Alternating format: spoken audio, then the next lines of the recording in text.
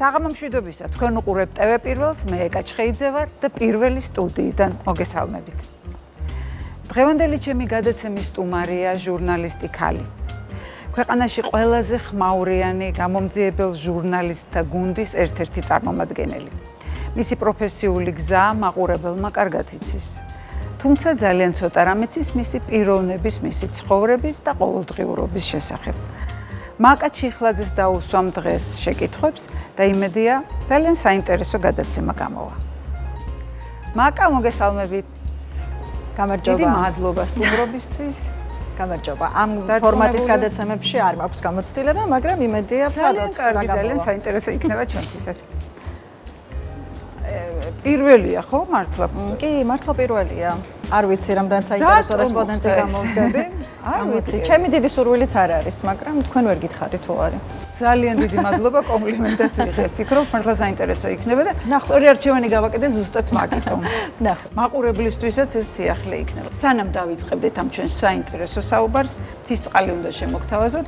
კი, 0%-იანი ბრომატით, რომელიც ძალიან მნიშვნელოვანია ჩვენი ჯანმრთელობისთვის და სრულფასოვანი ცხოვრებისთვის. კი, თისწყალი ყოველთვის კარგი გადაწყვეტილებაა. კი ბატონო. შენობით შეიძლება რომ ვისაუბროთ? რა თქმა უნდა.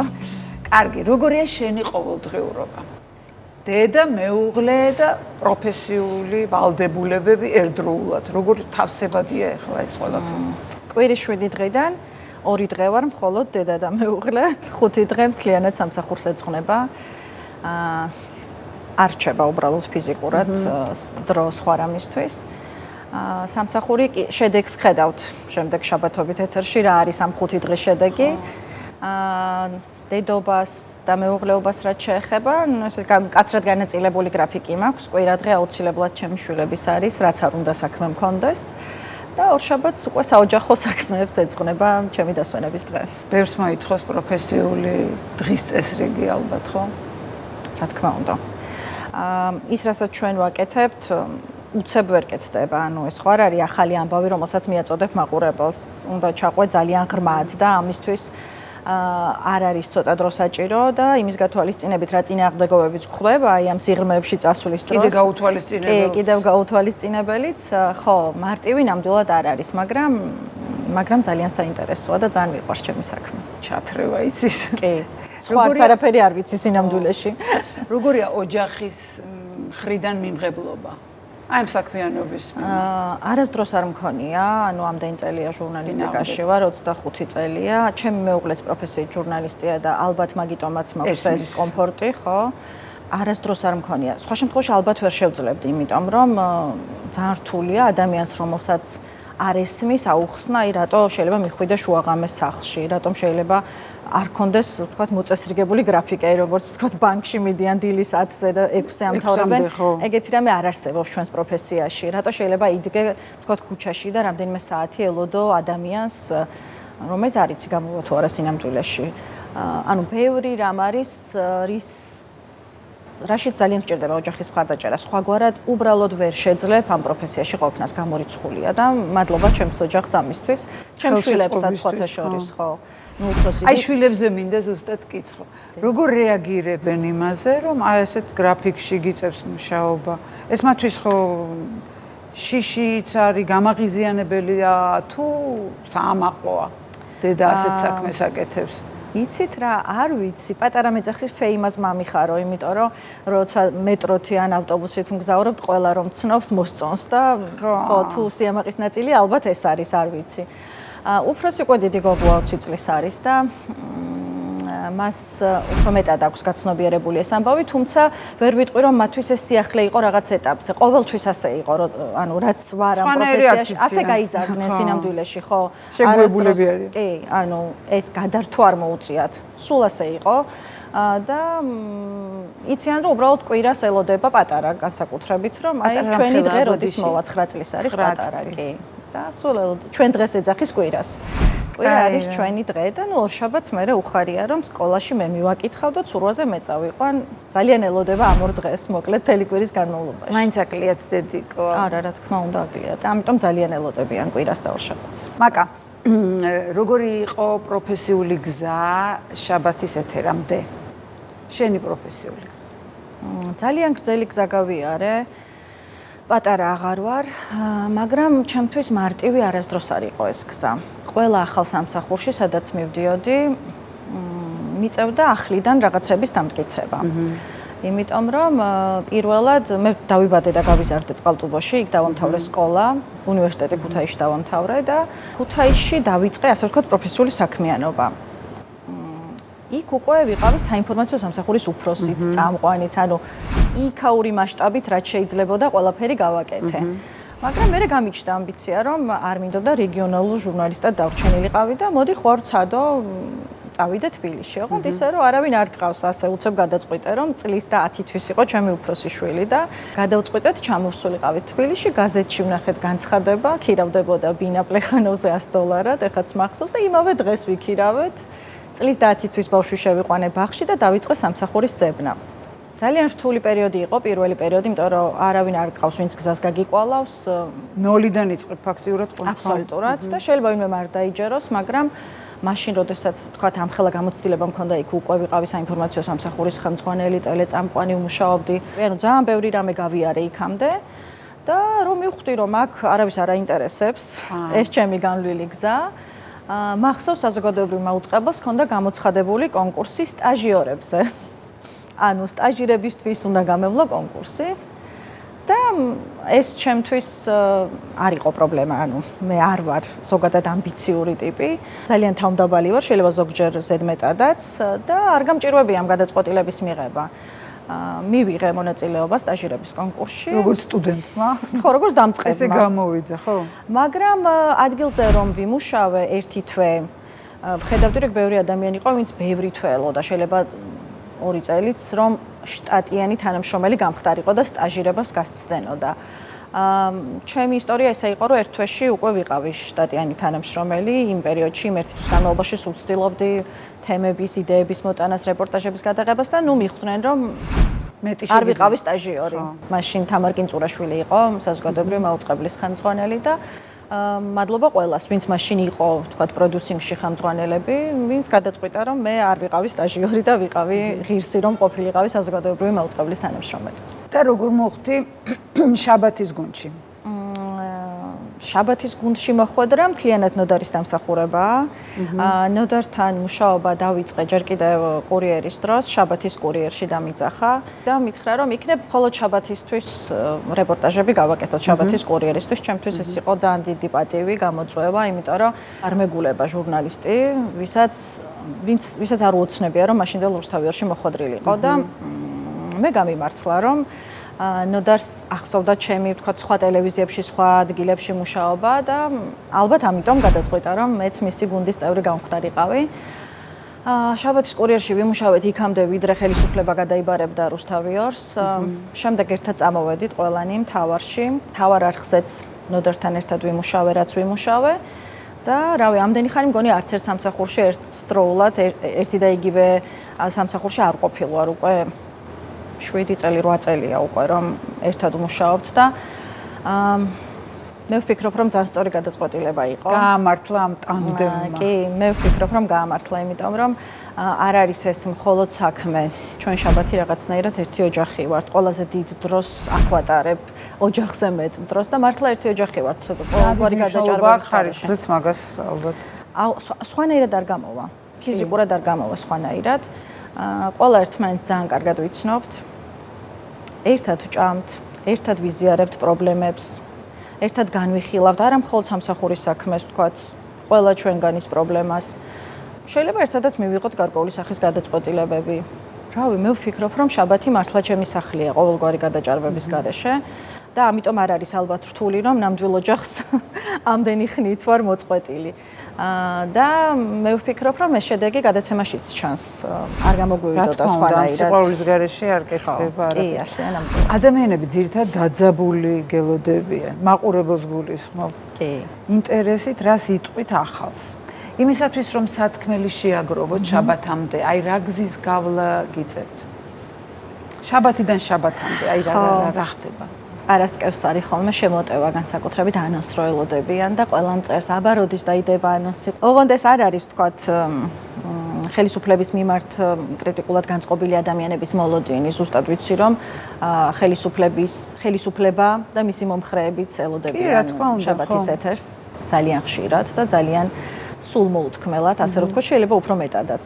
ეს არის მართლა თავდაუზოგავი შრომის შედეგი, რომელიც იწყება სამშაბათ დილიდან და შაბათს მთავრდება ზუსტად იმ დროს, ჩემთვის, როდესაც ჩემი რეპორტაჟი მთავრდება და ეს არის რამდენიმე წუთით ადრე, ვთქვათ, ეთერში შესვლამდე, იმიტომ რომ ესეც ძლივს მოსწრებადი არ არის მარტივი ერთ კვირაში რაღაცის გაკეთება, თუმცა პარალელურად გვიწევს ხოლმე რამდენიმე თემაზე მუშაობის დაწყება, მერე ზოგს ვაგრძელებთ, ზოგს ველოდებით დოკუმენტაცია, მილიონი ბარიერია და ყველა თემას არ ყოფნის ერთი კვირა. რა თქმა უნდა, არ ყოფნის ბევრ თემაზე, უფრო ბევრად მეტი დრო სჭირდება და ამიტომ პარალელურ რეჟიმში გვიწევს მუშაობა. ამიტომ ვამბობ, რომ ის 5 დღე სამსახურის გარდა ვერაფრისთვის ვერ გამონახავ, არ არსებობს ეგეთი რამე. დილით იწყება ძალიან ადრე ჩვენი დღე, ხო? იმიტომ რომ არ ვიცით ჩინოვნიკი რომელსაც უნდა დაველოდოთ, რომელ საათზე გამოდის სახლიდან. და სახლის გარეთ რომ არ გვეწერებიან ისე როგორც ცივილურ სამყაროში ხდება, რომ შეუთანხმდები ინტერვიუზე, ქართული ოცნების ჩინოვნიკებთან ეს მეთოდი არ ჭრის, ამიტომ გვიწევს, ვალდებული ვართ და იძულებული ასე რომ ვთქვათ, იმიტომ რომ არც ჩვენი სურვილი არ არის დილაუთენია ვიღაცის სახლთან დგომა, მაგრამ ფიზიკურად სხვა გზა არ გვაქვს. ჩვენ როდესაც რეპორტაჟს ვამზადებთ, ფიგურანტებთან კითხვები უნდა დავსვათ, ეს ვალდებულება გვაქვს და როდესაც ფიგურანტი გაურბის კითხვას, სადაც არ უნდა იყოს ის, უნდა მოძებნო და მას ეს კითხვები უნდა დაუსვა. მაკა თამასა გაქვს ძალიან მაღალი. მოლოდინი არის დიდი და რეზონანსიც დიდი ეთერის შემდეგ არის ქონია მომენტი რომ გითქვამს ღირდა ან ღირს ეს დაძაბულობა აი ამათ ასეთი რეპორტაჟი ყოფილა? კი, რამდენიმე რეპორტაჟი ყოფილა, რომელსაც დავუფიქრები ვარ იმაზე უბრალოდ აქვს თუ არა ამ ქვეყანაში ამ რამის კეთებას აზრი, იმიტომ რომ ცალსახად სისხლის სამართლის დანაშაულთან როცა გაქვს საქმე, აჩვენებ, მოიპოვებ, არ ვიცი რის ფასად ამ ყველაფერს და მე უცებ ვიღაცა გეუბნება, რომ ეს არაფერი შენი ტყუილია, მაგრამ გადის აგერ რამდენიმე წელი ვხედავთ და ჩვენს მომზადებულ რეპორტაჟებზე პრემიერებს იჭერენ და არ არის ეს ტყუილი ყველა მნახა, ხო? ყველა რეპორტაჟი, აბსოლუტურად ყველა რეპორტაჟი გამყარებულია ფაქტით, დოკუმენტით, სხვაგვარად ჩვენ ამბებს არ ვყვებით უბრალოდ. ეს ჩვენი სტანდარტია და ალბათ ეს თამასაც აქედან გამომდინარე არსებობს, ხო? როდესაც თამასა მაღალია, რა თქმა უნდა ჩვენთვისაც რთულია მუშაობა, იმიტომ რომ რაღაცა განსაკუთრებულს ელოდება ყოველთვის შენგან მაყურებელი. არ ვართ ჩვენ ახლა დამწყები გუნდი, რომ ჩვენს თავს ამის უფლება მივცეთ, არ გვაქვს ამის უფლება. გაგონილის და ჭორის დონეზე რა თქმა უნდა. ეგეთი რამე, ბევრი ეგეთი ამბავი ვიცით თან ზუსტად, მაგრამ ვერ ვყვებით, იმიტომ რომ მტკიცებულება არ გვაქვს, ხო? რისი მტკიცებულებაც გვაქვს ვყვებით და მართლაც როდესმე ამ ქვეყანაში თუ იქნება სამართლიანი სახელმწიფო, გაადვილებული ექნებათ საგამოძიებელ წყებებს საქმე, იმიტომ რომ გამზადებული ჩვენი მასალა რეპორტაჟები არის მართლა ყოველგვარი თანამდებობის გარეშე მზა სისხლის სამართლის საქმეები. მიუხედავად ამისა, პირიქით თუ ქონია შემთხვევა ხელის ჩაქნების, აი არ გამოვა, აზრი არ აქვს, ნიჰილიზმს თუ შეუპყრიხარ. იცი რა, იმდენად მცირეხნიანი არის ეს შემოტევები, ძალიან იშვიათად ვერ მოვიტყუები. წუთიერი ემოციის დონეზე. შეიძლება წამიერი, წუთიერიც არა. მაგრამ როდესაც დიდ სურათში ვუყურებ ამბავს, რა გვჭირს ახლა ჩვენ ქვეყანაში, ხო? ხვდები რომ ამის დრო ახლა არ არის ნამდვილად, ოღონდ მართლა. როდესაც ვფიქრობ, რომ ჩემი შვილების მომავლისთვის ვიბრძვი ახლა მე რამე კონკრეტულ ერთ кейსს კი არ ვაკეთებ უსამართლობის და რამე რეპორტაჟს კი არ ვაკეთებ სტანდარტულს, რომელიც გავა დღეს და მორჩა მერე აღარ გრძელდება ეს ამბავი.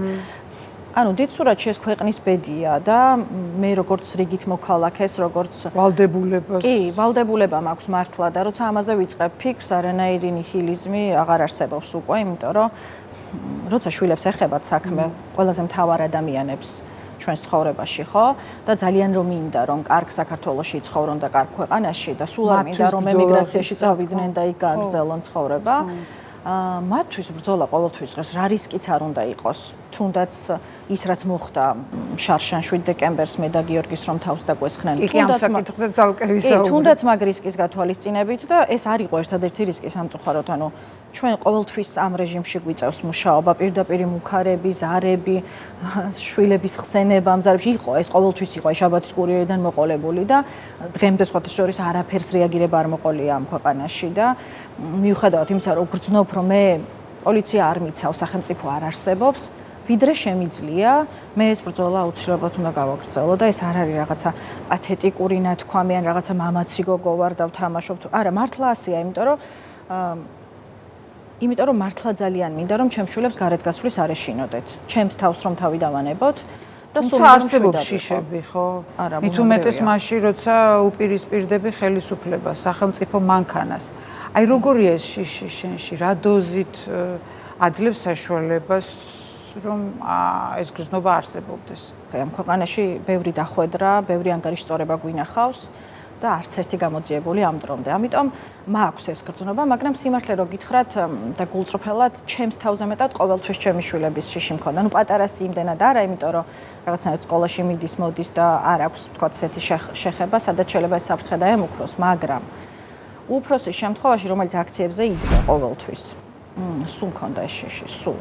მიუხედავად იმისა, რომ თქვათ რაღაცა სხვა მიდრეკილებები არ აქვს, რითაც ადვილად პროვოკაციაში გახვევდნენ, მიუხედავად მაგისა ძალიან მეშინა და უნივერსიტეტში ვიდრე იყო, ვიკლებდი კითხვებით, ზარებით, მიმოწერით, ზოგჯერ ლექციაზე ვარ და ვერ გპასუხობ, ნუ გეშინე, აი ეს შიში ამეკიდა მართლა და ეხა სექტემბრიდან საფრანგეთში წავიდა სასწავლებლად.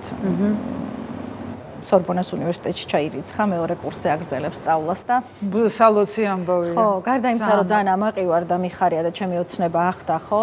თავარი ჩემთვის ყოველთვის ჩემი შვილების განათლება იყო.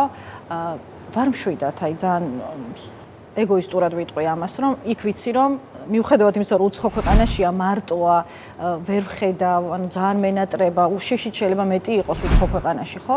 არა, ბევრად უფრო მშვიდად ვარ, იმიტომ რომ აქ მეტი საფრთხე ემუქრებოდა, დარწმუნებული ვარ ამაში. მე ვიცოდი ამის შესახებ, რომ თქვენმა შვილმა ჩააბარა სორბონაში და მაყურებელს უნდა უთხრა, რომ 100%-იანი გრანტით მოხდა სხვათა შორის. კი, ანუ სწავლის გადასახადს არ იხდის ისე როგორც ძალიან დიდი მადლობა. ეხლა მე ჩხუბება ალბათ რო ნახავს, იმიტომ რომ არ უყვარს როცა ამ თემაზე ვლაპარაკობ საერთოდ, მაგრამ მე სულ ვეუბნები, რომ ამაზე მნიშვნელოვანი მათი დაბადების შემდეგ ჩემს ცხოვრებაში არაფერი არ მომხდარა. მათი წარმატების ყურება და ყველაფერი მათთვის არის. შენი აზრით სად გადის ზღვარი პროფესიასა და ქვეყნის მომავლის გადარჩენისთვის ბრძოლას შორის? ჩემს პროფესიაში თითქმის არ არის ეს ზღვარი წაშლილია, ჩემი აზრით, მე მგონია, რომ ჩვენ ახლა რასაც ვაკეთებთ, გადარჩენილი კრიტიკული არხები, რეალურად ქვეყნის გადარჩენისთვის ვიბრძვით. ანუ ჩვენ ხო არ ვმუშაობთ იმისთვის, რომ ხელფასი ავიღოთ. შეიძლება ამას რომელიმე სამთავრობო არხი კი არა და ალბათ ყველა სამთავრობო არხზე ეს არის, რაც ხდება, რომ ხელფასის გამო აკეთებენ, იძულებული არიან იმას, რასაც აკეთებენ და სხვა არაფერი იდეოლოგიური არ არის მათ მუშაობაში, ხო? ჩვენ მეორე მხარეს ვინც ვართ, ხო, ჩვენთვის ხელფასი, რომელიც შეიძლება ძალიან ხშირად დაგვიანდეს და არ ვართ ჩვენ ისეთ კარგ პირობებში, როგორც არიან განებივრებულები, ხო, მაგრამ მაინც ვმუშაობთ და იმაზე მეტი რისკის ფასად, ვიდრე ისინი, ხო, შედარებაც არ შეიძლება. რატომ? იმიტომ რომ ჩვენ საქმეს ვაკეთებთ, რომელიც საქართველოს ჭირდება, ჩემი აზრით. მე ვფიქრობ, რომ ქვეყანას ვემსახურები, არ არის ეს ხმამაღალი ნათქვამი. ყველა ჩემი რეპორტაჟით, ყველა ჩემი ინტერვიუთი, რომელსაც ვწერ და არა იმიტომ, რომ ანუ რეპორტაჟის კეთება რომ ვიცი 25 წლის წინ გავიგე ეს ამბავი. მიუხედავად მაგისა, მაინც ყველა რეპორტაჟზე ისევ ნერვიულობ, როგორც პირველ რეპორტაჟზე და ალბათ მაგიტომაც ვდებთ რაღაც შედეგს, რომელიც ხოთა შორის აღიარებული იქნა ევროკავშირის პრიზი მივიღეთ არაერთხელ ევროპის ფონდის და ასე შემდეგ. ანუ მარტო ჩემი დამოკიდებულება ეს არ არის. მაგრამ რომელი რეპორტაჟი იყო? ეს იყო რეპორტაჟი, როგორ ტყუილად ასაქმებენ ადამიანებს და რეალურად დაკეტილ ოთახებში რომ იხდიან ხელფასს. ეს იყო ბოლო, რაშიც ევროკავშირის პრიზი და ნომინაცია მივიღეთ და ეს იყო მართლა ცოტა ცისფერ მთებს გავდა ესეთი რეპორტაჟი იყო. როგორ იყენებენ ადამიანებს, რას აკეთებინებენ და რაში იხდიან თავად ფულს, მხოლოდ მხარდაჭერისთვის და არა იმისთვის, რომ საქმე გააკეთებინონ და ეს იყო ძალიან კარგად ამ რეპორტაჟში მოთხრობილი. ანუ იმის თქმა მინდა, რომ მე ამით მხოლოდ ეს ერთი ნაწილი მანკიერი კი არ ვაჩვენე, რაც აქვს ამ ქვეყანას ახლა და ამ ხელისუფლებას, ეგრეთ წოდებულ ხელისუფლებას. არამედ ვაჩვენე ის, რომ ქვეყანა, რომელსაც ევროკავშირისკენ უნდა სვლა, ასე ვერ ვითარდება. ანუ ჩემი ქვეყნისთვის ვაკეთებ ამას, რომ დაინახოს ქოცმაც, ნაცმაც, ყველამ დაინახოს, რომ ასეთი რეალობა გვიდგას ქვეყანაში და ამის წინააღმდეგ პროტესტი უნდა გაუჩნდეს აუცილებლად. ჩვენ ხო სინამდვილეში იმისთვის ვარსებობთ, რასაც სხვაგან არ ეუბნებიან, რომ ჩვენ ვუთხრათ. ეს არის ჩვენი მისია და ეს მისია მე ვფიქრობ, რომ აქამდე პირნათლად სრულდებოდა, იმედი მაქვს, რომ ამის შესაძლებლობა მომავალში. ზეწოლას რამდენად გქონია ადგილი შენს პროფესიულ საქმიანობაში და როგორი გამოხატულებით? ზეწოლა და მუქარა არის ყველა რეპორტაჟის გადაღების დროს. არც ერთი რეპორტაჟი არ მახსენდება, სადაც აი მაგალითად რაში გამოიხატება? აი მაგალითად თუ მიდიხარ პარლამენტში, რომელიც სადაც არ მიყვარს მუშაობა პირდაპირ რომ გითხრათ, იმიტომ რომ ეს რაღაცნაირად ქართული ოცნების ძალაუფლება იქ ყველაზე კარგად ჩანს და რაში გამოიხატება ეს არც ერთი ოპოზიციონერი ხო არ არსებობს, ეხლა შევიდნენ ბოლოს არ არსებობდნენ. სამთავრობო არხებით გარშემორტყმული მხოლოდ ჩვენ და ფორმულა ვართ რაღაცნაირ უმცირესობაში და აი რომ შეგჭამონ არავინ არ არის არც თითის გამძრევი ან ხმის ამომღები. საშინელი აურაა პარლამენტში და გარდა ამისა არიან ადამიანები, რომლებსაც შეუძლიათ ჩაქოლონ ისე რომ ზედაც არ შემოგხედონ. ხა მამუკა მდინარეძე მაგალითად ვიდრე დაინიშნებოდა სუსის უფროსად იყო იქ ფრაქციის თავმჯდომარე უმრავლესობის ლიდერი თუ რაღაც ამდაგვარი და მისი მთავარი ფუნქცია იყო, როდესაც ჩვენს განამღებ ჯგუფს დაინახავდა, რომ როგორმე ისე დავებულინგებინეთ, რომ მეორედ პარლამენტში მისვლის სურვილი არ გაგვჩენოდა. მე ხო ვხვდებოდი, რომ ეს იყო მისი მთავარი მოტივაცია. მას შეეძლო ეთქვა და მითხრა კიდევაც, რომ შენ შვილებს უნდა რცხვენოდეთ, რომ შენ დედამისი ხარ, შენ ისეთ სიცრუეს ემსახურებ. ძალიან გამეცინა, არ ვიცი, კი გაუბრაზდი იმ მომენტში, მაგრამ დარწმუნებული ვარ, მამუკა მდინარეძის შვილები და ყველა ქართული ოცნების წარმომადგენლის შვილი ისტორიაში მაინც ისწავლის ან წაიკითხავს არც ისე დიდი ხნის შემდეგ სინამდვილეში ამ ხელისუფლებამ რა გაუკეთა ჩვენს ქვეყანას. ჩემ შვილებს ჩემი არ წვენიათ პირიქით, ძალიან ამაყობენ. და ხო, ძალიან ბრაზდები. შეიძლება ეხლა კი ვყვები ამას ისე, მაგრამ აი მახსოვს რომ ბინდი გადამეკრა თვალზე და ვუთხარი რომ ახლა ჯობია წახვიდე, რომ არ გიპასუხო ის, რასაც იმსახურებ. ამას უყურებდა ოღონდ ყველა სამთავრობო არხი. არავის რეაქცია იქ არაფერზე არ აქვს საერთოდ.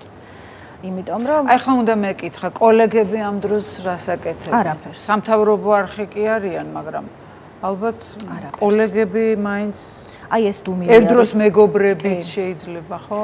ხო, აი ეგ ძალიან მინდოდა მეთქვა. კარგია რომ შემახსენეთ. ანუ ჩემი ამბავი რომ მოხდა 7 დეკემბერს იმდენი შეტყობინება მივიღე, მართლა არ ვიცი, ალბათ ერთი თვის განმავლობაში მიწევდა პასუხების დაბრუნება ადამიანებისთვის.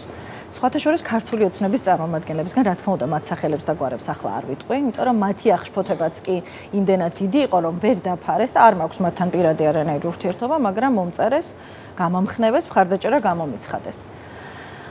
ჩემი კოლეგების ის ნაწილი, რომელთან ერთადაც მიმუშავია, ბევრი წელი ვთქვათ, გვივლია ერთად, ხო? პირად შეტყობინებაშიც ვერ გაბედეს, რომ უბრალოდ ეკითხათ როგორ ხარ. არავის დაგმობას ხო არავინ არ სთხოვდა. უბრალოდ როგორ ხარ, ანუ ეს ხო არ იქნებოდა საჯარო პოსტი, რის გამოც ნიუსრუმში ვინმე ეჩხუბებოდა და მე მივლინებაში აღარ გაუშვებდნენ ან რამე სხვა რამე დაშიდნენ. შეაშინდათ გამოქვეყნების თუ რა გამორიცხულია პირად მიმოწერას, რომ ხო, ანუ ეგეც ვერ გაბედეს და სიმართლე რო გითხრათ, ამ ადამიანებზე არ უბრაზდები, ცოტა მეცოდებიან, ანუ როცა არ შეგიძლია რომ შენი კოლეგა მოიკითხო, რომელსაც კლავდნენ, არ ვიცი, ამაზე დიდი უბედურება რა უნდა დაგემართოს. ამიტომ მე მართლა არ უბრაზდები მათზე. უბრალოდ მაქვს რაღაცნაირი ემპათია და მართლა ვწუხვარ, რომ და იმედი მაქვს, რომ ჩვენ მათთვისაც შრომობთ და ვიბრძვით ახლა, რომ გათავისუფლდნენ ეს ადამიანები. საჭიროების შემთხვევაში დარწმუნებული ვარ, გვერდით დაუდგებით. ხო, პირიქით რომ მოხდეს რაღაცა. აუცილებლად მიუხედავად ყველაფრისა, კი. ქვეყანა შეძრა შარშან შენზე და გიორგი შეწირულზე თავდასხმამ. ქუჩაში პროფესიული მოვალეობის შესრულების დროს რაც მოხდა ყველაფერი ნახეთ, ხო? ვინ არიან, ვითხარით? უკაცრავად ვინ ახართ? ნიღბებ ხელი არ მოკიდო, კამერას ხელი არ მოკიდო. კამერას ხელი არ მოკიდო. კამერას ხელი არ მოკიდო. შეგიძლია გაიხსენო? როგორც შეძლებთ ისე. გიორგის ხმა, როდესაც ცემენ, ხმა, რომელიც მას ამოსდის, კლავს ეს ხმა, იმიტომ რომ არ შემიძლია ამის მოსმენა არაფრით. ცოტა ესე ვიდექი, იმიტომ რომ უცნაურ ვითარებაში აღმოვჩნდი. განაწყენებულ ადამიანებთან ქონია გადაკვეთა.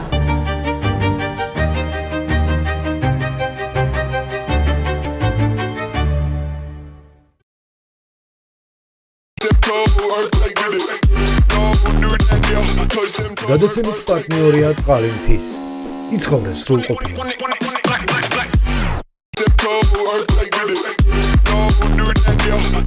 გადაცემის პარტნიორია წყალი მთის. იცხოვრე სრულყოფილად.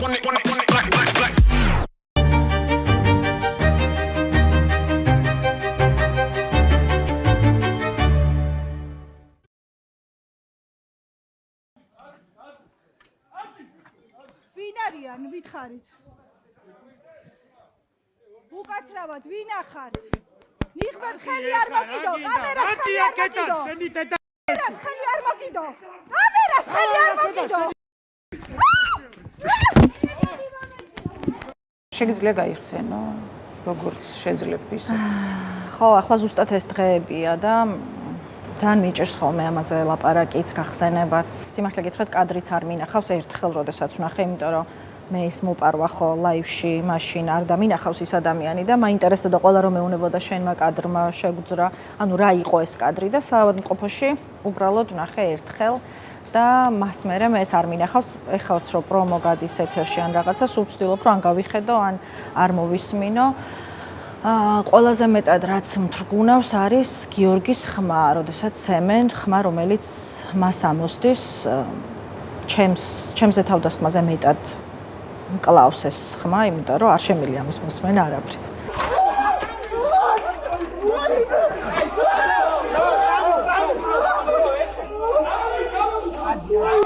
ყველაზე მეტად მანადგურებს ის, რომ 1 წელი გავიდა და ამ ქვეყანაში ვერ მოძებნეს ადამიანები, რომელთა ნაწილის ვინაობა ჩვენც დავასახელეთ ჩვენ ჟურნალისტურ გამოძიებაში. ანუ ვერ მოძებნეს, რა თქმა უნდა, ბრჭყალებში, რას ნიშნავს ვერ მოძებნეს. რამდენიმე საათში დაასახელა, ხო, თქვენმა? ძალიან მალევე ჩვენ ჟურნალისტური გამოძიება მიუძღვენით ამ ამბავს და დავასახელეთ. ეს ადამიანები არ დააკავეს, მაგრამ ყველა მიცის ვინ არიან. ანუ ყოველ დღე ვიღაც ხდება და მეუბნება, რომ აი დღეს სანეყინაში ვნახე შენზე თავდასხმელი, ის კაფეში იჯდა, აი კინოში იყო. ანუ ამ ადამიანებთან ერთად დავდივართ, ცხოვრობთ ამ ქალაქში ისევ. და არავინ მათ დასჯაზე არ ფიქრობს. ანუ არც ველოდი სიმართლე გითხრათ, ეხლაც რომ მეკითხებიან, დასჯიან, არა, რა თქმა უნდა, არავინ არ დასჯის, იმიტომ რომ აბსოლუტურად შეთანხმებული მოქმედება ჰქონდათ და მათ გარანტიები ჰქონდათ, რომ არავინ არ დასჯიდათ, ამიტომ მოქმედებდნენ ასე. თორე მე რომ ხელი მიმიწვდებოდეს. ანუ ვალდებულება აქვს ხელისუფლებას. აუცილებლად. პოლიციელებმა გააცილეს ეს ადამიანები იმ დღეს. კადრები არსებობს, ანუ ეს ხო ჩემი მოგონილი ან რაღაცა ვერსია ხო არ არის. კადრები არსებობს, როგორ გააცილეს ეს ადამიანები იმ დღეს იმ ტერიტორიიდან. გამოძიებას რომ სდომებოდა მათი დაკავება, სატელეფონო ანძებს ამოვიღებდი, იმ დროს ვინ იმყოფებოდა იმ ადგილას. მე მივუთითე გამოძიებელს, რომ ქუჩის გარკვეულ ნაწილამდე ნიღბების გარეშე ჩამოვიდნენ ეს ადამიანები და ამოიღეთ მეთქი სათვალთვალო კამერები და შეხედავთ ვინ არიან.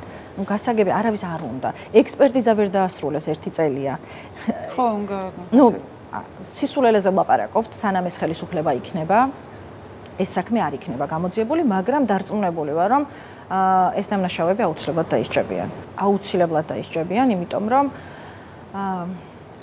რომ ამ დღის შემდეგ ის კი არ არის მარტო რომ მე და გიორგის დაგვესხნენ თავს ან თვალი მეტკინა, ფეხი მეტკინა და ანუ იმ დღის შემდეგ ჩემთვის პოლიცია არ არსებობს ქვეყანაში. ყველაზე დიდი ტრაგედია რაც არის, სახელმწიფო ინსტიტუტი არ არსებობს, რომელსაც ვენდობი. დაცვის დაცულობის შეძლებელია ვარ. აბსოლუტურად. მაპატი ამაზე რომ გასაუბრებ, მაგრამ ესე სიღრმეებში, მაგრამ მაინტერესებს აი პირველი შეგრძნება რა იყო, შენგან არ მოусმენია მაყურებელს და ეს იყო შიში, ტკივილი, ბრაზი, სასოწარკვეთილება თუ აი პირველი შეგრძნება იყო ის, რომ გრძელი დუტი მეცვა მუხლებამდე და პირველი რაც გავიფიქრე ის იყო, რომ ეს დამიცავდა ვთქვათ ტანის გარკვეულ ნაწილში და თავზე ხელები დავიფარე, რომ თავში არ მომხვედროდა, მაგრამ ნუ ის წიხლი ორჯერ თუ სწორად მახსოვს, თვალში მაინც მომხვდა. მეორე შეგრძნება რაც იყო, რომ გიორგის ხვდებოდი, რომ შეიძლება ჩემზე უარეს მდგომარეობაში ყოფილიყო და რას უშვებოდნენ, აი ეს მაგიჟებდა, რომ მე ვერ ვდგებოდი, იმიტომ რომ ეს კაცები ასე რომ ვთქვათ, ალყაში ვყავდი და ცემდნენ, ხო? და მესამე რასაც ვფიქრობდი და რაც ზამტკივნეულია ჩემთვის, რომ მე რომ აქ მოვედი, ჩემგან 10 მეტრში ხო პოლიცია იდგა. ნუ ალბათ ეხლა გაიგებენ, ეხლა მანქანიდან გადმოდის, ალბათ ეხლა მოდის, ალბათ ეხლა ჩემამდე. აი ეს ფიქრი მქონდა მუდმივად და რომ ავდე იქიდან და გიორგი დავინახე რომ ცოცხალი იყო, პირველი კითხვა რაც დავსვი ის იყო პოლიცია სად წავიდა. პოლიცია აღარ იყო. პოლიცია წავიდა. აი მან დამთავრდა ჩემთვის ამ სახელმწიფოს არსებობა, ოღონდ მართლა. სახელმწიფო სადაც პოლიცია ვერ გიცავს, კი არა და არ გიცავს, გიყურებს, დანაშაულს ხედავს და არაფერს არ აკეთებს. მე ამ საქმეს კი მიდის, უბრალოდ შემთხვევის ადგილიდან მიდის და ჩემამდე ამ ამბავს ხო ის უძღოდა რომ გიორგი მახარაძეს ცემდნენ მე რომ მივედი. ანუ ჩვენი მისვლისას გიორგის ცემდნენ და პოლიცია მაშინაც იქ იდგა. მე უბრალოდ იქ წამებში ხდებოდა ყველაფერი და ამდენის გააზრება ვერ მოვასწარი რომ თუ გიორგის არ დაეხმარნენ, ანუ არც მე არ დამეხმარებოდნენ. მაგრამ საბოლოოდ ხო ამ ერთმა წელმაც გვაჩვენა რომ უბრალოდ პოლიცია კი არ წავიდა იმ დღეს იქიდან. სახელმწიფომ აიღო პასუხისმგებლობა. მან თქვა რომ ეს დანაშაული მე ჩავიდინე და ამიტომ არც არავის არ დავსჯი.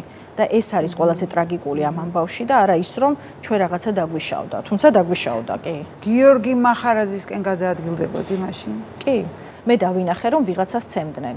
მე არ ვიცოდი მაშინ რომ ეს გიორგი იყო.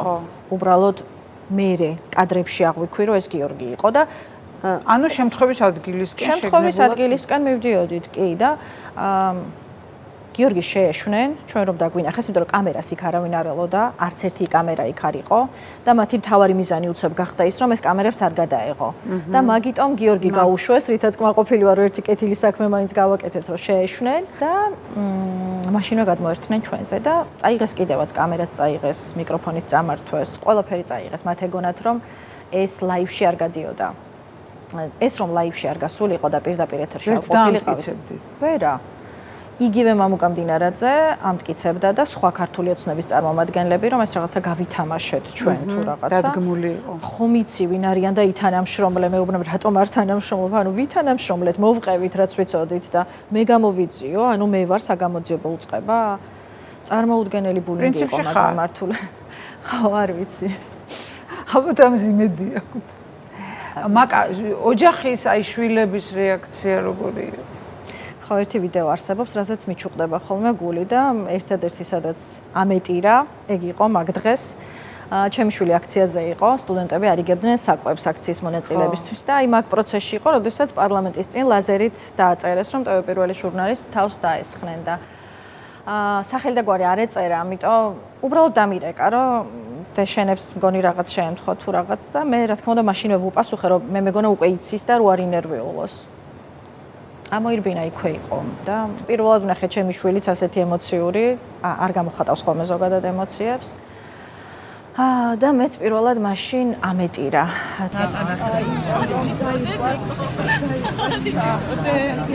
არითი რო ჩემო გოგო არითი დედას უკანი არის არითი სასტიკად ნაცემი არა ჩემო სიცოცხლე გთხოვარი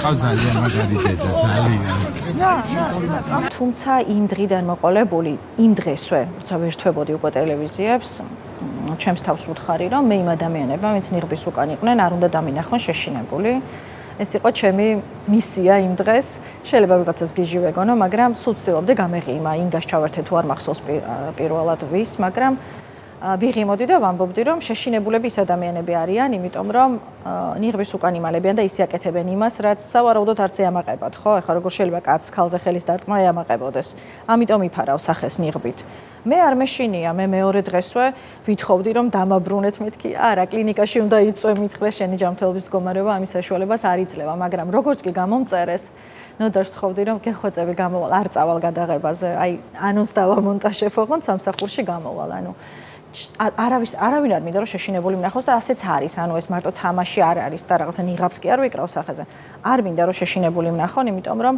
შიში არის ახლა მთავარი რისი დანერგვაც უნდა ხელისუფლებას და რითაც უნდა გააჩეროს მარტო მედია კი არა ყველა ის ადამიანი ვინც დღეს საქართველოს მომავლისთვის იბრძვის რუსთაველის გამო ეს დაჭერებიც მაგას ემსახურება ყველაფერი მაგას ემსახურება და შიში არ უნდა მოგვერიოს მაშინ საზოგადოების არნახული თანადგომა ჰქონდა კოლეგებისაც გუნდის ტევე პირველის რა თქმა უნდა როგორი გზნობა იყო ეს აი მე ძალიან ემოციური იყო ერთი ვიდეო არსებობს ჩამიგდეს მე არ ვიცოდი. რუსთაველზე რო გავედი პირველად, გერმანიის საზოგადოებრივი მაუწყებელი იყო ჩამოსული, რეპორტაჟს ამზადებდნენ ჩემზე თავდასხმაზე და თხოვეს რომ იქნებ აქციაზე გავიაროთ, რომ ეგ კადრი გქონდეს და წარმოუდგენელი დახვედრა მოგვიწყვეს, აი არ ვიცი, რაღაცა ჩემს სახელს რო სკანდირებდნენ, ცოტა ესე ვიდექი, იმიტომ რომ უცნაურ ვითარებაში აღმოჩნდი.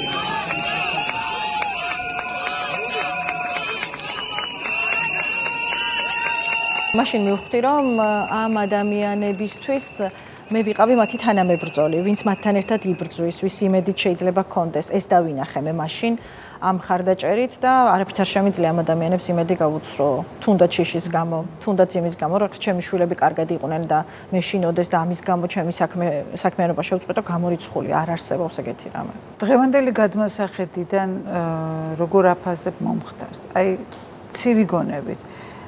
ეს არის პროფესიის ფასი, რისი გადახდაც გიწევს, რა დაარქვია მას? ქვეყანა, რომელიც მიდის დიქტატურისკენ, ამ ქვეყანაში უნდა ელოდო მსგავს, ეს ჩვეულებრივი ამბავია, სამწუხაროდ და ჩვენ ეს ვართ ახლა. ძალიან გამიხარდებოდა, რომ ვლაპარაკობდე, როგორ ყვავის დემოკრატია ჩემს ქვეყანაში, მაგრამ სამწუხაროდ ვენესუელას დავემსგავსეთ და ძალიან მწუხვარ ამის გამო და როცა ასეთ ვითარებაში გიწევს მუშაობა, მზად ხარ ამისთვის. იმ დღეს სხვათა შორის ჩაფხუტიც მქონდა თან წაღებული, უბრალოდ დახურვა ვერ მოვასწარი, რომ თავი მაინც გადამრჩენო და ან სახე, იმიტომ რომ იმდენად მოულოდნელად და სწრაფად ვითარდება მოვლენები, რომ ამის გაკეთებას ვერ ასწრებ, ხო?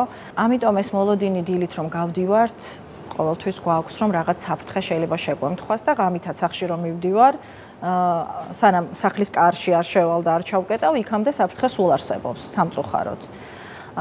და ყველაზე მეტად რაც მტკივნეული იყო ჩემთვის გასული წლის 7 დეკემბრის შემდეგ, ეს იყო დედაჩემი, რომელსაც ჩემს გარდა არავინ არ ყავს და რომელმაც რომ დამირეკა იმ დღეს ლაივში უყურებდა, ყველაზე სამწუხარო ეს არის, მხოლოდ დედაჩემი უყურებდა ლაივში, სხვა ოჯახის წევრები არა. ისე მოხდა, რომ არ იყვნენ ტელევიზორთან. მე მინდოდა დამემშვიდებინა, მეთქვა, რომ დედა ყველაფერი კარგად არის, ნუ ნერვიულობ. მაგრამ რაღაცა გაურკვეველ სიტყვებს ლუღლუღებდა იმდენად შოკში იყო, ვერ მაგებინებდა რისი თქმა უნდოდა და ეს იყო ჩემთვის წარმოუდგენელი ამბავი, ძალიან დიდი ხანი ვერავინ ვერ დაამშვიდა, თან არ ცხოვრობს ჩემთან ერთად თბილისში, წყალტუბოში ცხოვრობს და ჩემს მეგობრებს თხოვე, ჩემი ნათესავები მივიდნენ, რომ როგორ მე დაემშვიდებინათ, ანუ ქალი, რომელმაც 6 წლიდან მამა გარდამეცვალა 6 წლის ასაკში, მარტო მე ვყავა, გამზარდა ესე გაჭირვებით 90-იანებში და ნახა ლაივში და არ იცოდა რაც თავარია ცოცხალი ვარ თუ არა. უკვე იმას აზრი აღარ ქონდა, როცა პასუხობდი, რომ დედა ნუ გეშინ, უკვე შოკში იყო და არ ესმოდა არაფერი. ამიტომ ყველაზე მძიმედ რაც მახსენდება, შედეგებს თუ გავითვალისწინებთ, კი ეს იყო და არ ვიცი, არ მინდა რომ ვანერვიულო, უბრალოდ მაშინ კი მეუბნებოდა წამოდი სამსახურიდან, არ გინდა არაფერი, ანუ მესმის ეს დედის ინსტინქტია ჩვეულებრივი, მაგრამ თვითონაც ხვდება ძალიან კარგად, რომ ახლა სამსახურიდან წასვლა და ამ საქმის მიტოვება არის საკუთარი თავის ღალატი. საკუთარი თავის პირველ რიგში კი, იმიტომ რომ მე ჩემი თავისთვის ეს პირობა რაღაცნაირად მიცემული მაქვს და არ ვარ ზოგადად ის ადამიანი, ვინც პირობებს არ ასრულებს. აი რო განვაზოგადოთ, რა არის მორალური და ემოციური ფასი, რომლის გადახდაც უწევს კრიტიკული მედიის ჟურნალისტს? ხო, ანუ მარტო ის არ არის, რომ მუშაობაში ხელი გეშრება და დისკომფორტი გაქვს, ანუ მართლა სიცოცხლის რისკის ფასად მუშაობენ კრიტიკული ჟურნალისტები დღეს და ყველა მათგანი არის დასაფასებელი, ყველა ჩემს კოლეგას პატივისცემა, იმიტომ რომ არც ერთმა მათგანმა არ იცის წინამძღოლში რა შეიძლება შეემთხვათ. არ აქვს მნიშვნელობა ეს ვთქვათ ის აქციების დღეები კი არ არის აუცილებელი ამისთვის რომ იყოს, ანუ ნებისმიერ დროს, ნებისმიერ ადგილას შეიძლება თავდასხმის მსხვერპლი გახდე და მე ვფიქრობ, რომ მათაც გაცნობიერებული აქვთ ეს ამბავი, ანუ რომელი ჟურნალისტი გინახავთ, რომ რამდენი შემთხვევა გქონდა თავდასხმის გურამ რო გავა, პუბლიკას ჟურნალისტები, რომლებსაც სახისძულები დაუმტვრიეს და გურამის საერთო ძლივს გადაურჩა, ხო, სიკვდილს მართლა შემთხვევით. რომელიმე დაანება თავი მუშაობას, ან სხვა რამეს აკეთებს ახლა, ან სხვაგვარად ამბობს, ან არ ფიქრობს ისე როგორც თავდასხმამდე ფიქრობდა, რა თქმა უნდა, არა. მე მართლა ვამაყობ ამ ადამიანებით, ვერც ერთ შემთხვევას ვერ დაასახელებს ვერავინ, ვინც გატყდა, ვისაც შეეშინდა და ვინც თავი დაანება იმას, რასაც მანამდე აკეთებდა. ეს გმირობის ტოლფასია. კი, ეს გმირობის ტოლფასია და ეს არ არის გადაჭარბებული ნათქვამი და მეორე მხარეს კი რაღაცნაირი ქილიკი აქვთ ამ გმირობაზე, მაგრამ ძალიან ბევრი გმირი აღმოგვაჩნდა ქვეყანაში დღეს. ძალიან ბევრი ზიას რომ თავი დავანებოთ, კიდევ ძალიან ბევრი ადამიანი, უბრალოდ ზია ჩემი კოლეგაა და არ შემიძლია არ ვახსენო. ყოველდღე რუსთაველზე იმდენ გმირს ვხედავთ, რომ კი გმირებით არის ეს ქვეყანა, რომ დღემდე მოვიდა და მე დარწმუნებული ვარ, რომ ამ გმირების ხარჯზე, ზურგზე გადაივლის ეს დღეები, მაგრამ აუცილებლად გავემარჯვებთ. დარწმუნებული ვარ ამაში. მეც ესე ვფიქრობ. მაკა, მოდი გუნდზე ვისაუბროთ. მელაძის შაბათი გარდა სატელევიზიო პროექტისა, აი კიდევ რამდენად მნიშვნელოვანია გარემო, ადამიანები, მიზანი, ურთიერთობა, რაც თქვენ გაერთიანე? ხო, მელაძის შაბათი. მახსოვს პირველად გადაცემის სახელზე რო ვფიქრობდით, აქ რო გადმოვდიოდით. ნუ კურიერში არ იყო, შაბათის კურიერი იყო და მორჩა, მაგრამ ნოდარს არ უნდოდა რომ ისი გვარი ყოფილიყო და ჩვენ ვიაქტიურეთ გუნდმა რომ ანუ გამორიცხულია შენ უნდა იყო ამ გადაცემის სახელი, იმიტომ რომ შენ ხარ ავტორი, წამყვანი და მართლა ხერხემალი ამ გადაცემის. ანუ სხვაგან თუ არის რომ თქვათ, არ ვიცი, არის გადაცემები, სადაც ავტორს არ აქვს იმდენი დრო ან საშუალება რომ ჩართული იყოს ყველაფერში. ჯერთი ნოდარს დრო მართლა არ აქვს, მაგრამ არ ვიცი რაღაცნაირად ეს ადამიანი ტელევიზია ასწრებს ყველაფერს, იმიტომ რომ არ არსებობს რეპორტაჟი, რომელშიც მისი ჩართულობა არ არის, რომელშიც ყველა დეტალი არ იცის, ანუ იქ კი არ იგებს და კი არ უყურებს ეთერში რა გადის, ანუ ზუსტად იცის მუშაობის პროცესში, ერთად მუშაობთ, ანუ გუნდით მაგიტომ ქვია, ანუ ის არ არის რომ ასე დავარქვით მოგწონს რომ შაბათის გუნდი ქვია, არა, მართლა გუნდურად მუშაობთ ყველაფერზე და ნოდარი არის ჩართული აბსოლუტურად ყველა რეპორტაჟში, მე მართლა არ ვიცი, როგორ ახერხებს ამას, რომ 5 ან 6 რეპორტაჟი გადის ხო ყოველ კვირას, რომ ყველაფერში ჩართული იყოს, გარდა ამისა საინფორმაციო სამსახურს ხელმძღვანელობდეს, მაგრამ ფაქტია, რომ ის ამას ახერხებს და ეს ძალიან გვეხმარება ჩვენც, რა თქმა უნდა, იმიტომ რომ ყველა ერთად ვიღებთ ტვირთს და გუნდურად ვაგებთ პასუხს. და ასეა ყოველთვის, როდესაც იგივე მურუსიძე ჩინჩალაძის სასამართლოში როგორ გადაცემაში. აი მაგის დრო დარჩება თუ არა, არ ვიცი ხო? არ მოდის. არ მოდის. ხო, ნოდარი არის მართლა უნივერსალური ადამიანი, მე არ ვიცნობ ეგეთ ადამიანს, იმიტომ რომ ახლა მას ეთერში ვამბობ, ყველგან ესე პირად საუბრებშიც რომ მეკითხებიან, ვინც არ იცნობს, თქვა ჩემ გარშემო, ხო? ნოდარზე მართლა ეგეთი, ხო, მართლა ეგეთია, ოღონდ მართლა ეგეთია.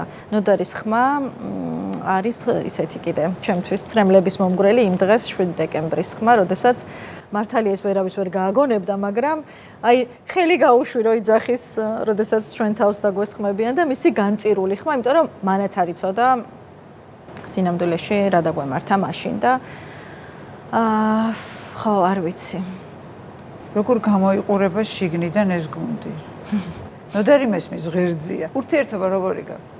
მეგობრობთ თუ აი საქმის მერე გრძელდება თუ რა გაერთიანებს? იცით რა, მარტო საქმე ვერაფრით ვერ იქნება, როდესაც ლამის 24 საათს ატარებ ერთ ოთახში, ხო?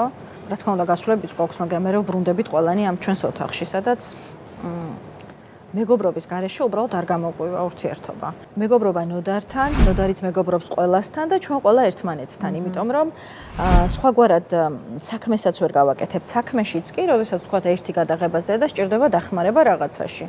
აუცილებლად რა თქმა უნდა საერთო ჩატი გვაქვს და იწერება რომ აი ხა ეს სჭირდება ჩვენ რა თქმა უნდა ყველანი ვცდილობთ დავეხმაროთ და ჩვენთვის სულ ერთია ვის რეპორტაჟზე არის საუბარი. ყველა ერთხმად ერთმანეთის დამცველები ვართ. რომ აი არ მეხება არ არსებობს. არ არსებობს ეგეთი რამე, არ არსებობს ჩვენთან.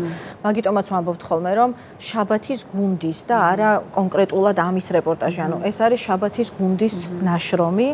და იმიტომაც არის ისეთი როგორიც არის და არა ის რომ ერთმა ადამიანმა რაღაცა ტვირთი აიკიდა შეუძლებელია საგამოძიებო ჟურნალისტიკაში ერთმა ადამიანმა აკეთოს რამე, მაშინ ძალიან დიდი ხანი უნდა მოუნდეს, არ ვიცი, თვეობით უნდა აკეთებდეს რაღაცას, რომ შედეგი დადოს და ჩვენ ალბათ გამოგვდის იმიტომ, რომ ერთი გუნდი ვართ და ვმუშაობთ ერთად. ერთმანეთის სიმამაცეზე დგახართ. ყოველთვის და გინდათ მარიამზე თავდასხმა რომ მოხდა, ჩემზე თავდასხმა, ნებისმიერი პრობლემა, რაც გვექმნება რაღაცნაირად. საერთოდ კივილია და საერთო გადასაწყვეტი პრობლემა. და ძალიან მახარებს ეს ამბავი, იმიტომ რომ ძალიან გამიჭირდებოდა სხვაგვარად მთელი 5 დღის განმავლობაში იმ ადამიანებთან ყოფნა, ვინც ჩემიანი არ არის, ხო? კამათიც ყოფილა ალბათ ხო ერთმანეთთან თუ რაღაც უნებრივია. საწინააღმდეგო აზრი მტკიცება. კი, აუცილებლად. ჩვენ ხო ცოცხალი ორგანიზმი ვართ და ჩვენ ახლა ქართული ოცნების წევრები არ ვართ, რომ ყველაფერზე ხელი ავწიოთ და თანხმობა გამოვაცხადოთ. ანუ ყველას ჩვენი აზრი გვაქვს. გვიმსჯელია, გვიკამათია, რა როგორ სჯობდა, ან იქნებ ის რაც უკვე მოხდა, ხომ არ იყო შეცდომა, კი, გვისაუბრია ამაზე ძალიან ხშირად.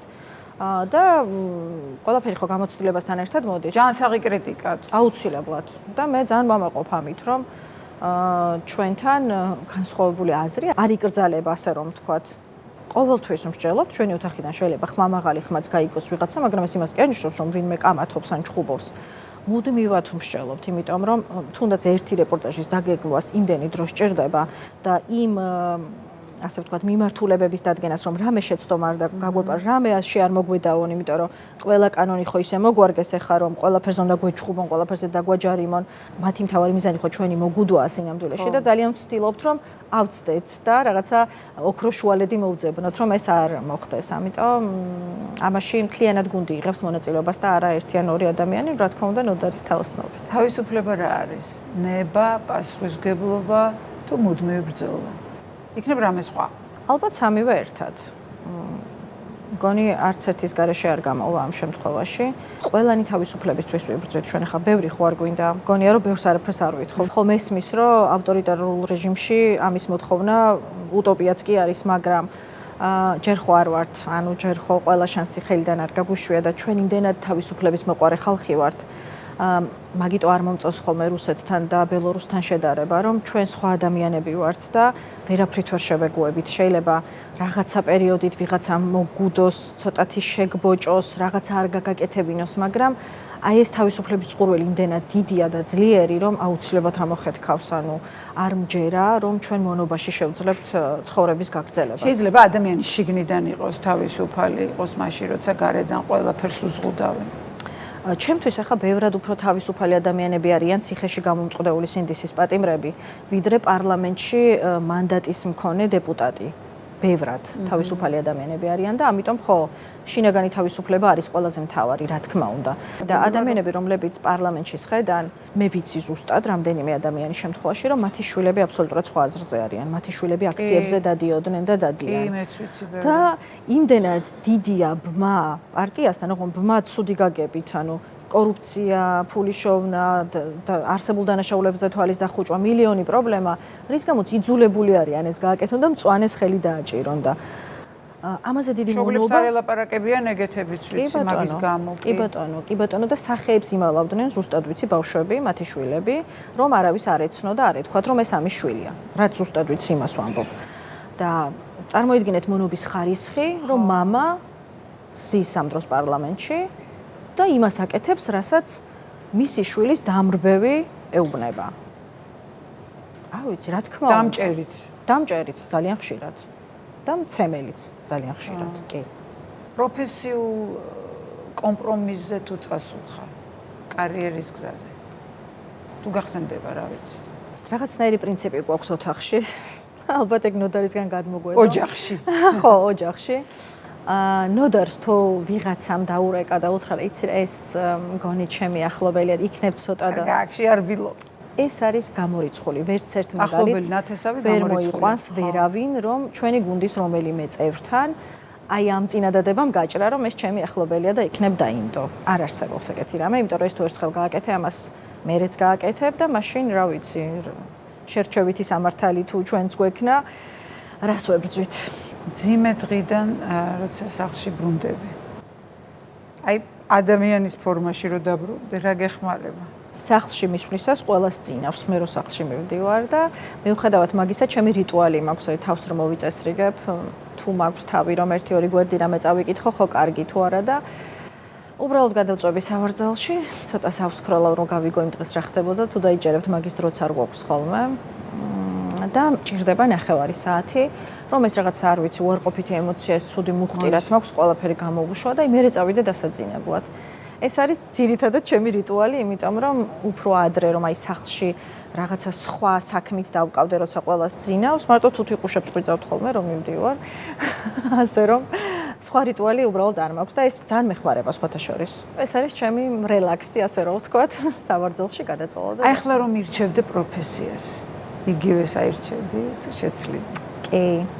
ამას წინათ ჩამიგდეს ძველი ვიდეო ბანკეტის დღეს ვიღაცებს რო ეკითხებენ ვინ გინდა გამოხვიდე თუ რაღაც და ჩემი ვიდეო აღმოჩინე ისეთი პატარა ვარ და იქაც ვამბობ რომ მე მინდა გამოვიდე ჟურნალისტი და ეს იყო ძალიან ღრმა ბავშვობიდან ოღონდ პირველად დავიწყე წყალტუბოში სადაც სკოლა რომ დავამთავრე და ჩავერიცხე პირველ კურსზე წყალტუბოს ჰქონდა ერთადერთი გაზეთი აი სხვა სად უნდა წასულიყავი რა უნდა გეკეთე დავიწყე გაზეთში რაღაცების წერა მე ისე მოხდა რომ წყალტუბოში ტელევიზია გაიხსნა სულ მეცინება ხოლმე ჩემი პირველი სატელევიზიო დებიუტი შედგა ტელეკომპანია Edelweiss ერქვა ასეთი ტელევიზია იყო და 19 წლის ასაკში რეპორტაჟების კეთება რომ დავიწყე, ძალიან მალე აღმოჩნდა რაღაც საგრანტო პროექტი იყო, ეთერშიც სტუმრებს ვუძღვებოდი და ცოტა შოკი მქონდა მაშინ, იმიტომ რომ მაგრამ მე ზუსტად წყალტუბოს ტელევიზიიდან მოვხვდი ინტერნიუსის თვენახევრიან სასწავლო კურსზე, რამაც გადამწყვეტი როლი ითამაშა ჩემი აზრით ჩემს პროფესიაში. BBC ჟურნალისტი მაიკ დელაჰეი იყო ჩვენი კონსულტანტი და თვენახევრის განმავლობაში ვცხოვრობდით თბილისში და თუ რამე ტელეჟურნალისტიკაში მისწავლია, ვისწავლე აქ. შენი თაობის ჟურნალისტები ძირითადად ინტერნიუსმა გამოწვევდა. კი, ყველა თითქმის. კი, ძალიან ბევრი ცნობილი ადამიანი იყო მაშინ ჩემთან ერთად. ანუ ვფიქრობ, რომ მაშინ წყალტუბოს ტელევიზია რომ არა, რეგიონებს აძლევდნენ მეც საშუალებას, რომ ჩართულიყვნენ მსგავს პროექტებში, შესაძლოა ვერ მოვხვედრილიყავი და ძალიან მიხარია, რომ ეს გამოცდილება ჩემს ცხოვრებაში იყო, ხო?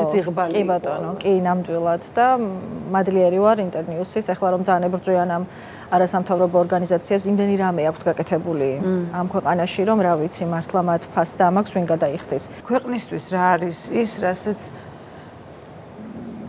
აი ვერავინ წაგვართმევს, თუ არ დავთმეთ ჩვენ თვითონ. აი რა არის ეგეთი? თავისუფლება და თავმოყვარეობა.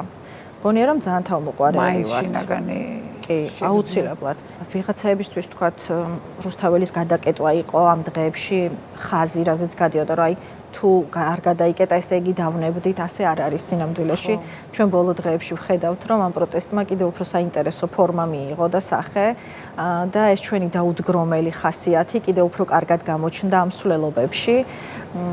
და მე ვფიქრობ, რომ ამის ჩაკულა ვერ მოხერხდება, ვერ მოხდა. ამ ქვეყნის არაფორმალურმა მმართველმა ვერ გათვალა ეს, ჩემი აზრით. პირველივე დღეებიდან, რატო იყო ეს განსაკუთრებული სისასტიკე, ხო გვახსოვს 28 ნოემბრიდან დეკემბრის პირველ დღეებში იყო, რომ ყველას გამეტებით ცემდნენ, სახისძულებს ულეწავდნენ, რატო? და განსაკუთრებით ჟურნალისტებს, იმიტომ რომ ეს არ გადაეღოთ, რასაც აკეთებდნენ. ეს იყო ისე, რომ ჩუმად ისე მოეგვარებინათ ამ ცემით და შიშით და ზეწოლით, რომ აღარ გამოსულიყვნენ ეს ადამიანები მეორედ ქუჩაში და რა ვნახეთ? ეს სახედალეწილი ბავშვები უკვე დედებთან, მამებთან, ბებიებთან და ბაბუებთან ერთად გამოვიდნენ მეორე და მესამე დღეს, როდესაც კლინიკებიდან გამოწერეს. ამან არ იმუშავა. ასევე ვერ გათვალა ამ კაცმა, რომ ეს იძლევა მომავლის რწმენას. აუცილებლად. მას ეგონა, რომ ეს გაჯეტებში თავჩარგული ბავშვები თავს არ ამოწევდნენ და არასოდეს არ შეიწუხებდნენ, ასე რომ თქვა, თავს დისკომფორტს არ შეუქმნიდნენ ქვეყანას, მაგრამ ჩვენ ვნახეთ იმ დღეებში, რომ წინა ხაზზე სწორედ ეს ბავშვები იდგნენ, რომლებსაც სხვათა შორის დიდ ნაწილს პირველად ჰქონდა ხმის მიცემის შესაძლებლობა და ისინი რაღაცნაირად მოტივირებული იყვნენ, რომ აი ჩვენ შეგვიძლია ახლა ჩვენი ქვეყნის ბედი გადავწყვიტოთ და ძალიან კარგად იმუშავა მაშინ ამან. მერე რომ ისი იმედგაცრუება არ რაც გაყალბებულ არჩევნებს მოსდევს ხოლმე. ძალიან ბევრი რამის ჩამოთვლა შემიძლია, რითაც ცალსახად ჩანს, რომ ციხიდან გამოსულები, რომ მეორე დღეს ისევ რუსთაველზე დგანან, ამაზე დიდი გაუტეხელობის მაგალითი რა უნდა იყოს. აი რუსთაველი ვიდრე იკეტებოდა, რამდენჯერმე მინახავს ეს პროცესი და მართლა მეტირებოდა ამ პროცესს რომ უყურებდი, იმიტომ რომ ძალიან ბევრი ადამიანი ვერ რისკავს თუნდაც იმიტომ, რომ სისხლზე არ წავიდეს, თქვა სისხლის სამართლის დანაშაული. იქვე დგანან, ამხნევებენ ამ ადამიანებს, ვერ ეხმარებიან, მაგრამ ის რამდენიმე ადამიანი იღებს თავის თავზე გზის გადაკეტვის ვალდებულებას და ეს ისეთი ემოციურია. ის პირველი ადამიანები, ვინც ამ ლენტს აბავდნენ და ავტომობილებს ძალიან მორიდებით ეუბნებოდნენ, რომ აქ ვეღარ გამოივლით, იმიტომ რომ სინამდვილეში რუსთაველი კი არ იკეტება, საქართველოსთვის ჩაკეტილ გზას ხსნიან ეს ადამიანები და მართლა ყველა გმირია ჩემს თვალში, მართლა. ყველას დიდი მადლობა მინდა ვუთხრა და მე მინდა ვუთხრა, რომ ისინი დღეს არ არიან დაფასებულები და ციხეში სვამენ ამ ნაბიჯების გამო, მაგრამ მოვადრო, რომ მათ მადლობას გადაუხდიან აუცილებლად და თვითონვე იამაყებენ და იტყვიან, რომ კიდევ კარგი რომ არ შევშინდით, არ დავნებდით, იმიტომ რომ ეს ამად ღირდა, ამ ქვეყნის აშენებად ღირდა და ძალიან მინდა რომ მალე გავახსენო ეს სიტყვები ყველას და მე მჯერა რომ ასე იქნება.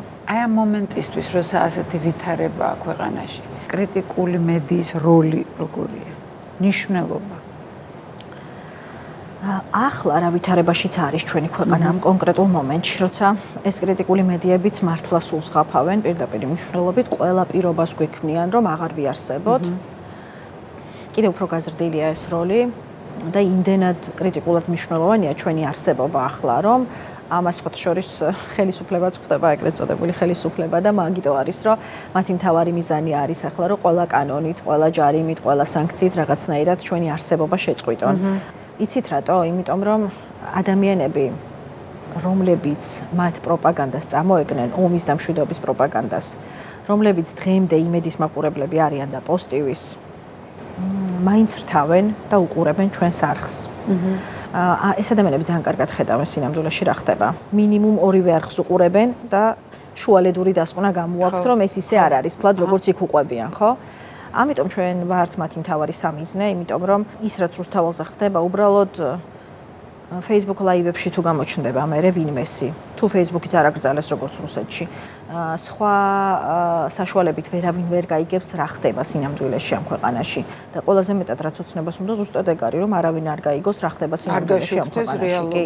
და ჩვენ ვართ ყველაზე დიდი ხელი შემშლელი, აი აქ ვყავართ ყელში გაჩხერილები და ვერაფრით ვერ მოახერხეს, რომ ვერც ერთი ჩვენგანი შეეშინებინათ, გაეჩუმებინათ. ალბათ ძალიან ბრაზდებიან ამაზე, მაგრამ მე მინდა რომ თვალებში შეხედონ სიმართლეს და მიხვდნენ, რომ არ არის ასე მარტივი ამის გაკეთება. არ ვიცი ხა მართლა ავტომატის ჯერით თუ გადაგვივლიან, სხვა რა უნდა მოხდეს, არ ვიცი, რომ ამ ადამიანების გაჩუმება შეძლონ. ყველას, მარტო ჩემს თავზე კი ვამბობ, ყველას გააზრებული აქვს რასთან იბრძვის და რისი დათმობა მოუწევს თუ ამ ბრძოლას არ გააგრძელებს. ამიტომ სასწორზე რა დევს, ასე ვუყურებთ ამ ამბავს და შესაბამისად ეს სიმამაცეც საიდანღაც მოდის მერე.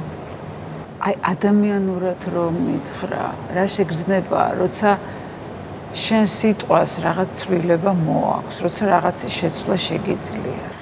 რაღაცის გადაწმუნება თუ აი ძალიან სასიამოვნო შეგრძნება არ მოგატყუებთ. ჯერ ერთი ადამიანები იმ რაოდენობით გვწერენ ჩვენს გვერდზე, Facebook გვერდზე.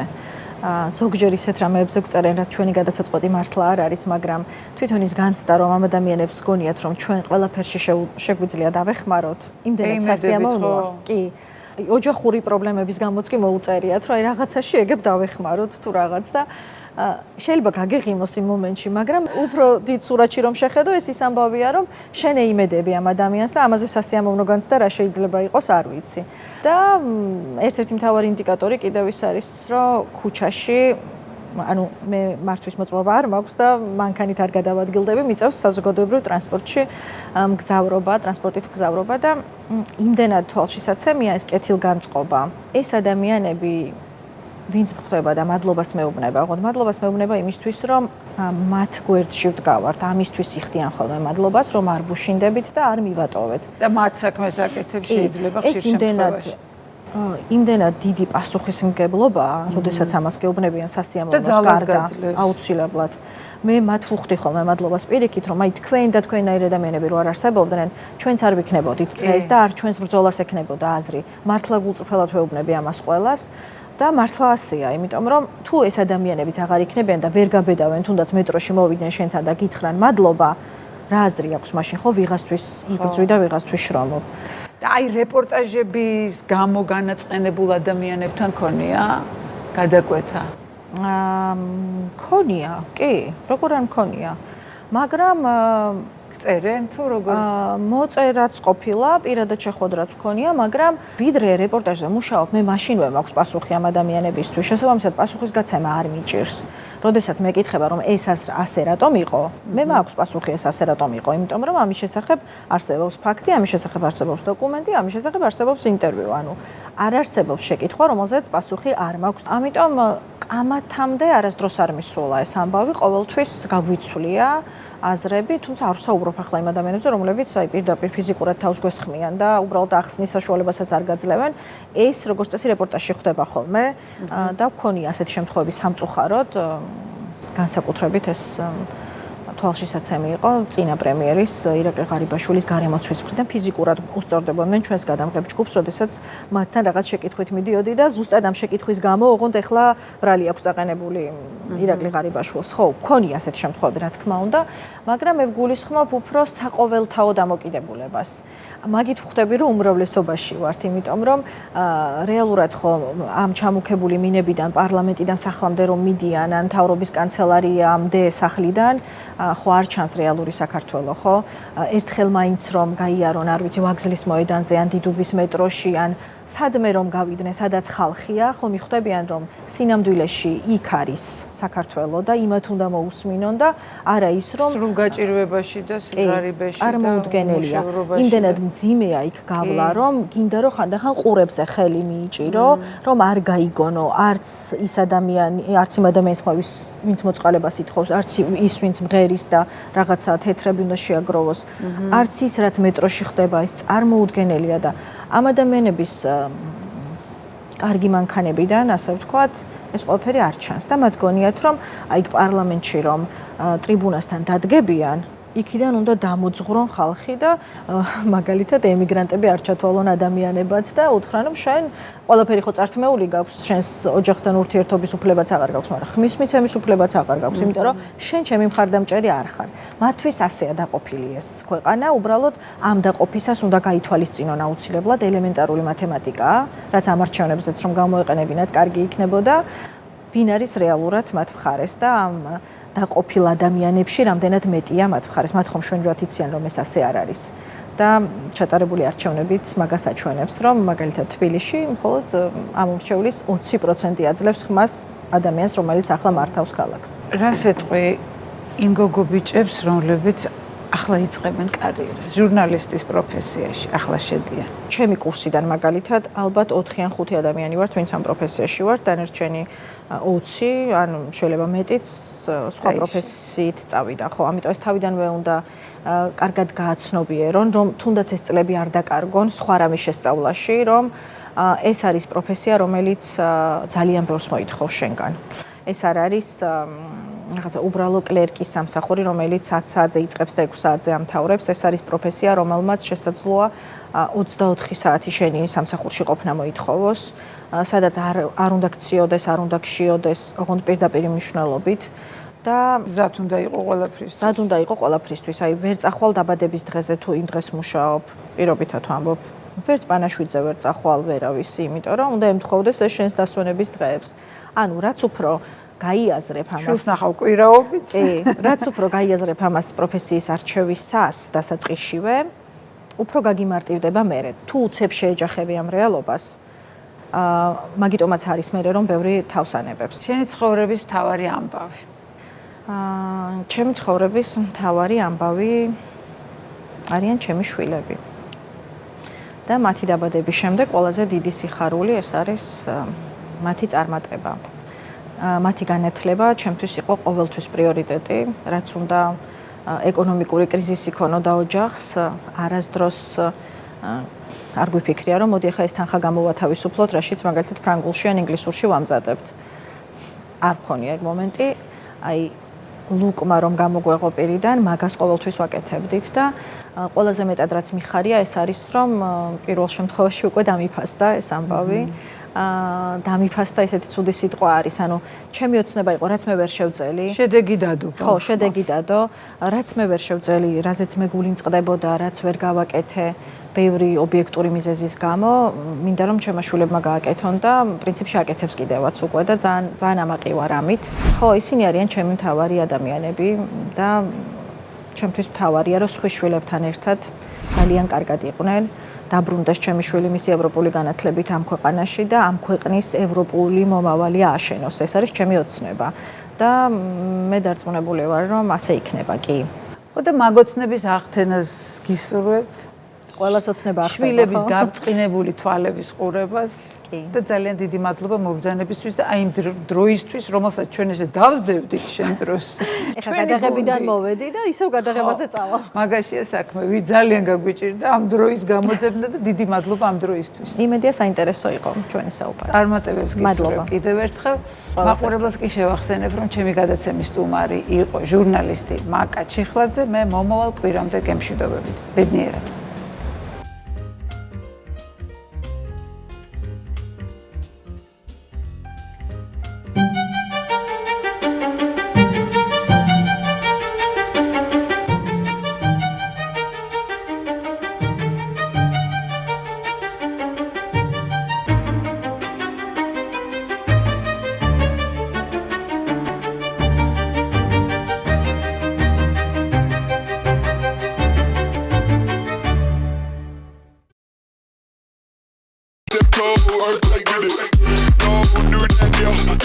გადაცემის პარტნიორია წყალი მთის. იცხოვრე სრულყოფილად.